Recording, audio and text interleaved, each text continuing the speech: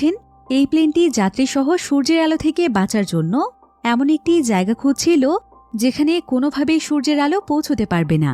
তবে প্লেনটি যখন আকাশের প্রায় ৩৪,০০০ ফুট উপরে চলে যায় তখনই হঠাৎ করে প্লেনটির জানালার গ্লাসগুলো ভেঙে যেতে থাকে।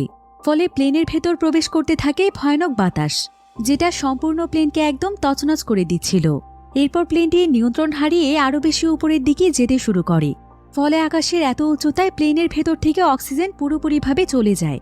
সমস্ত যাত্রীরা পড়ে যায় তাদের জীবনের সবচাইতে ভয়ানক বিপদে।